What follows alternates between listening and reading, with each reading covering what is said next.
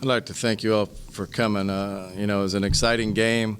I'm thrilled with the way the team responded from the Wright State game to this game. We got what we deserved preparation-wise from the Wright State game. Our players did not prepare to win a basketball game like you have to at this level. And we got run out of the gym by a very, very good Wright State team. But we came back the next day, watched film, had a great practice right after the film session. Instead of being down about it, they responded. They really stepped up and did something about it. We learned a lot from that game, and we were able to have a great day of preparation yesterday and a great shoot-around today where we were really focused and locked in on game plan and did a pretty good job. Still made some mistakes, especially down the stretch with a 20-something point lead. We've got to do a better job taking care of the basketball and not fouling in those situations. So we've got film to learn from. It's a great learning tool. It's the best way to learn. But the way they responded, the way the players who were not in the starting lineup responded to not being in the starting lineup was outstanding. Just Shea and Taylor Porter both really responded well, and I thought gave us a huge lift off the bench. And I think Bianca and Julia Fox, even though Fox didn't have great numbers, I thought she played with a lot of energy at the beginning of the game. And she's going to be an aggressive shooter and an aggressive scorer, and that's what we need from her. And she did a nice job on the defensive boards for the most part tonight, so it was a big lift. And I'm proud of the way that the team responded to what happened the other night. Now we're going to learn, how do we handle success? Can we come back in a couple of days and prepare for another game coming off a successful game, or are we going to slip back into old habits because we've seen some success? So we're either going to grow and move forward, or we're going to take a step back, and we're going to learn that about our team this week. What were some things that caused you to shuffle the lineups? It's really 3 games in a row. We didn't get off to a great start at Evansville either. Really 3 games in a row, just not a very good start. I felt like we had some nerves at the beginning of the game, and I just felt it was important to change something. And the way that B had played in both games coming off the bench, she did a nice job. And Julia Fox did an outstanding job the last game in the Wright State game, not just shooting the basketball from the perimeter, but attacking and being aggressive and playing with confidence. So we decided to go with those 2, and it worked out. Does that mean the starting lineup's going to stay the same? I have no idea. I'll go back and watch the film. We're going to reward production and chemistry. And, maybe it's best, the best 5 players don't always have to start. A lot of the better teams, your best 5 players don't start. It's about, how people fit together and, the pieces to the puzzle come together. So pleased with what happened tonight, obviously, and, we'll see going forward. Coach, talk to me a little about Bianca's game, especially, like I said, in the second half. Is this something that you expected, you didn't see in previous games? Well, she's been shooting it very well since she came back. She had to miss the first 2 games because of a little NCAA issue for playing in a summer league. But, the minute she's got, she's shooting it. One thing about Bianca, she's always going to get a shot up. If we're ever stagnant and we're struggling getting good shot attempts, we can put Bianca out there. I know we're going to get a shot up. It may not be a great one, but it's going to be a shot. She's got a lot of confidence in her ability to shoot it, and she has extremely deep range. We've got to get her more solid defensively and better at blocking out consistently for her to be the player she's capable of being. But I wasn't surprised at all by the offensive output. Coach, talk to me a little bit also about the rebounding. I feel like, especially in the second half, a lot more boxing out, a lot more Winfrey. Is that something that you feel like is coming along? Yeah, we spent a lot of time on it, and you wouldn't know it going into the Western game after watching that game and going into the Wright State game after watching that game, but we spent a lot of time on it the last couple of weeks. And, I think it's slowly starting to take hold. It's still not where it needs to be. At our size, we've really got to get bodies on people and push them out. And, we don't do it consistently. If we did it consistently, they wouldn't have had so many offensive rebounds. We did a great job with the zone and with our man switching defenses. We switched back and forth to several different defenses. I felt like that we did a pretty good job of locking in there. And, we've got to learn box out responsibilities in those different defenses and understand what our responsibilities are. But a lot of it's just, you're going to give up a certain number of offensive rebounds when you hold a team to 31% from the field.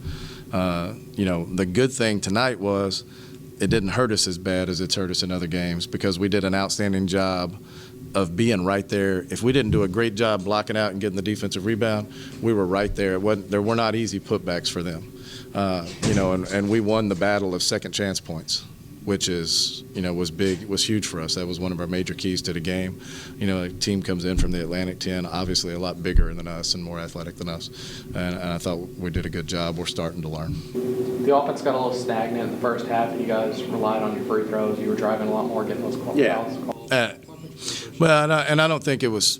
I don't think it was stagnant in the first half, and I have to go back and watch the film. But I actually think we reversed the ball several times. We weren't as aggressive looking to shoot it, but we were trying to get the ball reversed. And to be honest with you, Wright State put on such a clinic the other night with ball reversal and penetrating pitch and turn the corner, and I thought we did a good job of learning from that.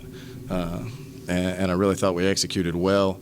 A lot of that was Taylor Porter when she got in the game. Very, very aggressive going to the rim. So, I was excited to see it. 13 to 15 from the free throw line. Yeah, it's great free throw shooting. If you're going to shoot 87% from the free throw line, you're going to win a whole lot of basketball games. We didn't get there as much as our goal was, as much as I would have liked to, but we had so many good open looks from the three-point line as well as a lot of attacks. And then St. Louis does a good job of not fouling. We've been preaching don't foul, keep your hands off the dribbler since we got the mandate handed down from the NCAA of how they were going to call the game. St. Louis obviously does the same thing. I mean, there was one time Kiana Kirby went to the rim and the girl that was there, Gardner, just pulled back and just let her go shoot the layup instead of, normally – last year, she probably would have bodied her up and probably wouldn't have gotten a foul call. This year, it would have been a foul, so she just let her go. So we didn't get there as much, but, boy, sure did knock them down at a great rate. Do you feel like this type of offense, you feel like that opens up your inside a little bit better? No question. We don't have, other than Natanya, we don't have a true low post, throw it down there and they go make a move and score. Jessica Winfrey can do that, but she's not going to do that over somebody like Stepanovic from St. Louis who's 6'3" with a 6'6" wingspan. But it opens things up for driving lanes and it opens the three-point shot up. A lot of people feel like, well, it's all about driving to the rim. Well, you drive to the rim, and then they have to help. It sucks the defense in, and you kick it out, and we've got players that can shoot the three. We can put 5 people out there. They can all shoot it. Natanya Jackson can step out and shoot it. It's not what I want her doing all the time, but she can shoot it. Shan Hosey's capable of shooting it. You saw Jashay Lee tonight knock down 2. Bianca Babich, as our 4 player, goes 5 for 12 from the three-point line. It's pretty good stuff. You go ahead. You got Kennesaw State coming up on Tuesday before the men's game, so you're going to have a lot of fans there. What are some things you're expecting from that game? Just for us to improve right now. I haven't looked at them much at all, been focused on St. Louis. I'll go to my office right after this and watch, and I can tell you a little more. About 1 o'clock in the morning tonight, I'll be able to tell you a lot of what you need to know. But right now, we need to focus on us as we prepare for conference play. They're going to come in. I know they're athletic. They're going to crash the boards hard, and they're well coached. I know that. Other than that, I don't know a lot about them, and our players don't know anything about them. But we'll turn around. We've got 2 days to prep for them, and we've got to be ready.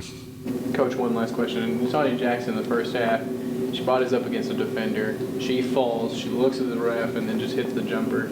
Is that something you're going to expect a lot?